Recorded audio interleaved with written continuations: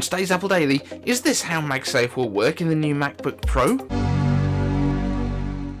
Hey everyone, quick apology here. The audio in this video is slightly messed up because one of the kids decided to turn the volume, the gain, all the way up on the microphone. So it's clipping out the top. Apologies for that, but it's a really cool episode, so I hope you can kind of muddle through it.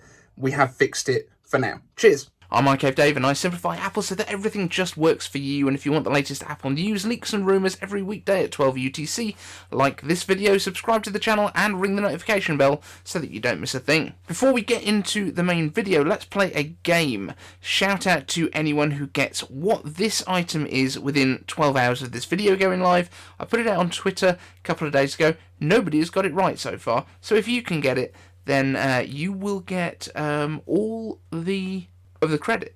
Sorry, there's not a real prize. But anyone that gets it right, you will get a shout out. Is this how MagSafe will work in the new MacBook Pro? Love to Dream has shared an image of what could well be a USB-C to MagSafe connector for the new MacBook Pros in another clue that they could be just around the corner.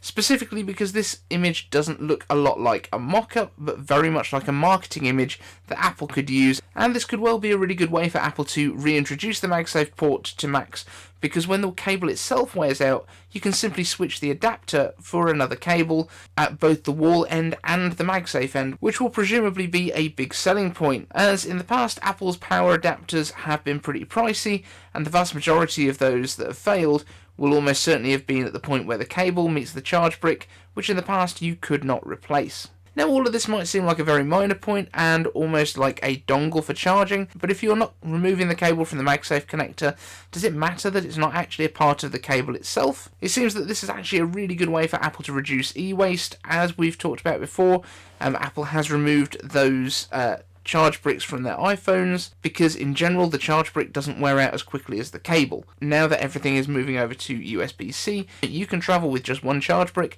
and you can take either a lightning cable or a MagSafe cable and whatever cable you're using to charge your Mac, and that could have a MagSafe connector on the end. And when that cable gets damaged, you can replace just the cable and you keep all the electronics as they are. So let me know your thoughts on this concept and whether it's a good thing for Apple to bring back that dedicated power connector in the form of MagSafe. And while we're talking about MacBook Pros, every time I talk about M1X or M2, based on the comments, I've not been super clear on the differences between these different types of chips that we're expecting. So here are the basics once again, and hopefully in a more simple way. And we have to start with the iPhone. And apologies if you know all of this stuff already.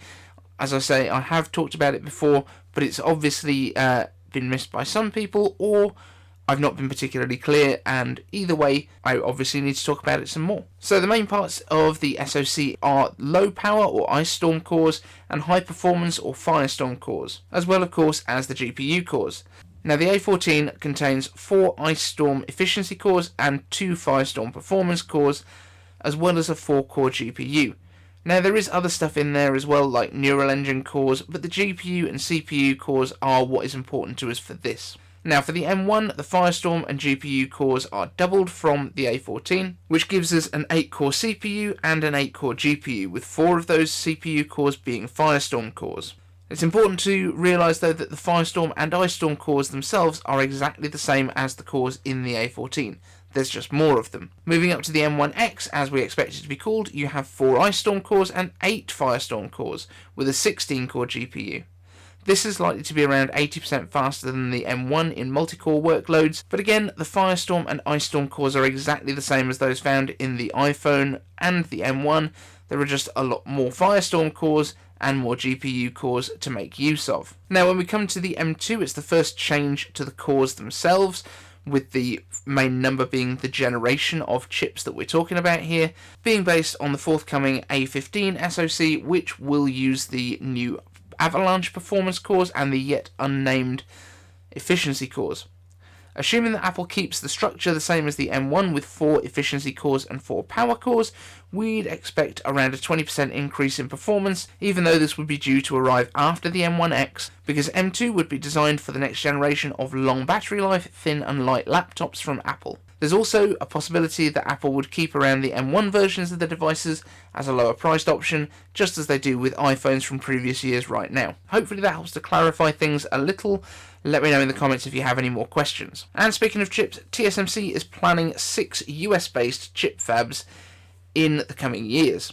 In May 2020, TSMC announced a $12 billion factory coming to Arizona, producing 12-inch wafers and expected to begin volume production by 2024. However, 3 sources familiar with the matter confirmed that up to 5 more plants are planned for the state. That first fab is planned to produce around 20,000 wafers per month, each made up of thousands of TSMC's 5nm chips. TSMC is also planning to invest over $100 million expanding their capacity in the next 3 years. Now, there's no guarantee that these chips will be going into Apple devices, and if they're not going to be producing them until 2024, they will either be going onto smaller nodes like the 4 or 3nm chips, or these chips will be for more commodity brands that don't necessarily need the cutting edge in terms of power efficiency. So if they are waiting till 2024 for these 5nm chips, I mean, they're still going to be way ahead of Intel, but it's not going to be as quick as but it won't be as quick or efficient as the 4 and 3nm cores that Apple will likely be using by then. Next up, Notification Squad, we have 2 new members, GamerBoy420 and Sponge. Thank you so much for joining. If you want to join the Notification Squad and get a shout out too, all you need to do, like the video, subscribe to the channel, ring the bell, and let me know in the comments using hashtag Notification Squad so that I can give you a shout out, because I need to know who's done it. So next into some iCave answers, and we're going to kind of quick fire through these today, but here we go. First off, Marcin Kowalczyk. Marcin Kowalczyk asks, iCave answers. Would you dare predict when MiniLED comes to iMac next year, 2023 later? I think it's going to be next year, because as we said yesterday, it looks very much like the M1X MacBook Pros are going to be coming very, very soon, probably within the next couple of months, like that soon, because the production of those displays has now gone up to about 95% yield, which means that only about 5% of the panels that are being made are not suitable for use. So that is a pretty good place to be in. Also, given that Apple has redesigned the iMac and its entire chassis, it seems very realistic that they would have built in the space that they're going to need for these mini LED panels when they actually arrive. So my thought is it's going to be next year if it's not this year. Ayushman Sharma asks, iCave answers, PLZ make a video on best browser for M1 MacBooks, or suggest me a good browser other than Safari or Chrome. Okay, so there's quite a few, actually. There's at least 5 or 6 native to Apple Silicon browsers that you can use.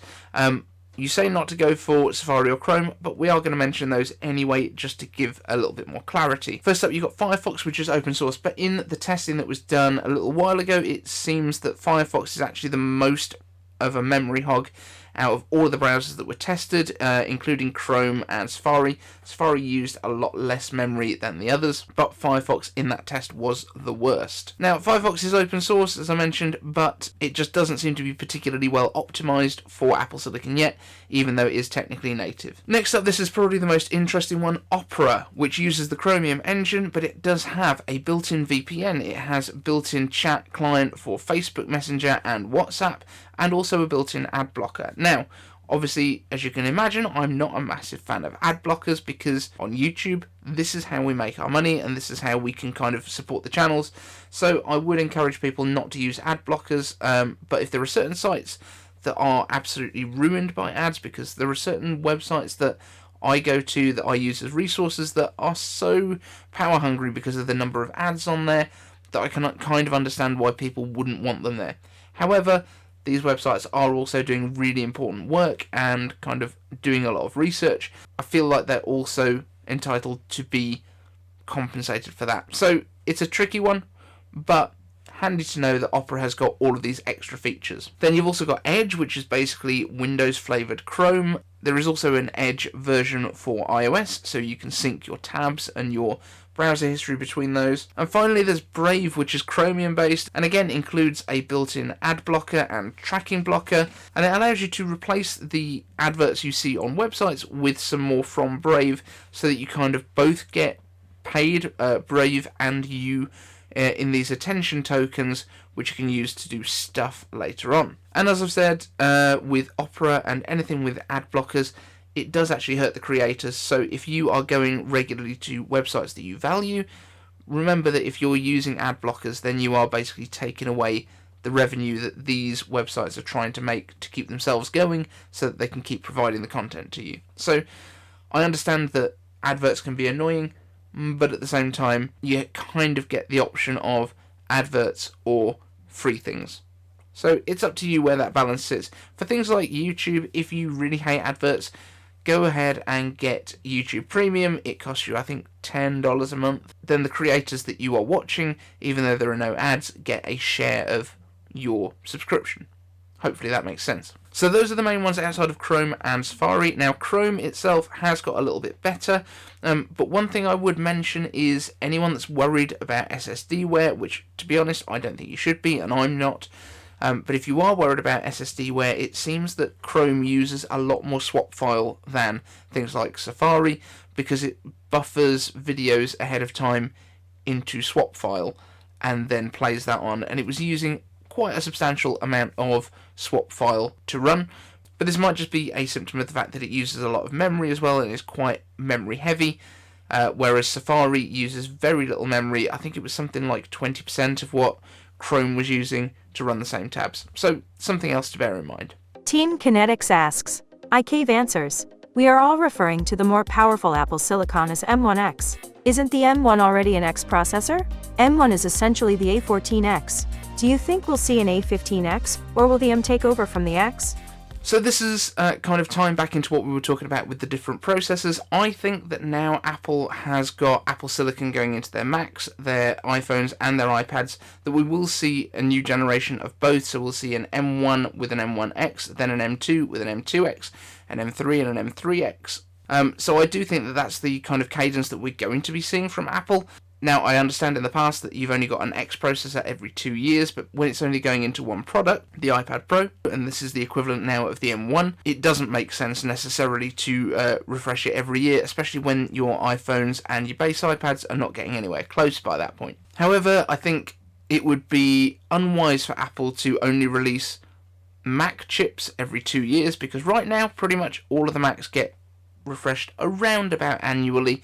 It tends to vary slightly in terms of the chip release dates from Intel, but I think Apple, having their own control over everything, will be more likely to release an M series processor and an MX processor every year. The one that's less clear-cut would be the Mac Pro, because that is going to be very low volume of chips, and that's why I've said in the past that I think there is a decent likelihood that they will put multiple M1X processors into a Mac Pro, simply to make manufacturing a lot more simple and not have to design an entire chip that they make very, very few of for that niche product. So I think they would be more likely to put in multiple M1X chips that are all perfect and not lower binned. That makes a lot of sense to me. Smart Potato asks, iCave answers, Apple Silicon native games are still rare to non-existent. Only Apple Arcade and few games like Sky are native as. Apple does not have a single AAA game. Even in Mac App Store, AAA titles like Rise of TR is Intel-based. What are your thoughts on AAA native games as? So we have talked about this gaming stuff in the past. It's very difficult for Apple because obviously they're not the ones writing these games. With Apple Arcade, they are commissioning stuff, and there's some real good stuff coming now. Although it might not be what you'd call a AAA title, that again is obviously quite subjective, but things like Fantasian and the NBA 2K, I think those are kind of getting towards those kind of AAA style titles. Whether we'll start to get stuff like Call of Duty coming through on Apple Arcade doesn't make too much sense to me, because Apple kind of keeps everything family focused. There's no reason that Call of Duty couldn't run on an M1. I do think we are going to see it. I think once the power is there and once there is a decent amount of Apple Silicon stuff out there, it's going to make life a lot easier, and a lot easier for developers to justify spending the time to create Apple Silicon optimized versions of their games. It does help that Rosetta is able to run a lot of these games, even though they are not native to Apple Silicon, and run them in a pretty decent way if they've been released for Mac in the first place.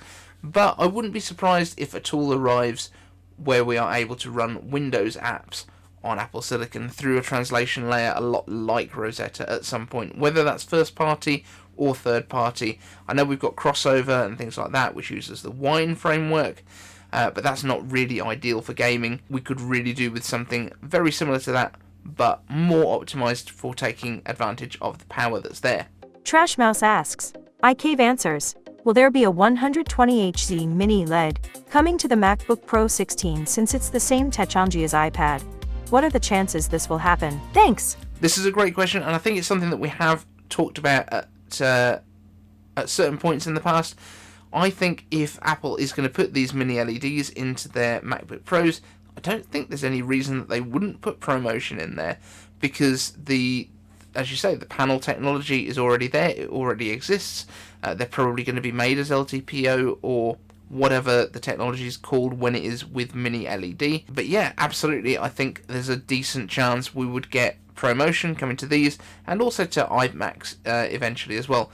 The difficulty is with an iMac, you've got to push a huge number of pixels to be able to get to 120Hz on 4.5K or 5K or 6K, whatever we're going to see in the future iMacs. But a MacBook Pro with a sub 4K display should be doable. So that's it for this show, guys. Thank you so much for watching. If you've got a question, all you need to do, ask it down in the comment section using hashtag iCaveAnswers, and I will see you in the next one.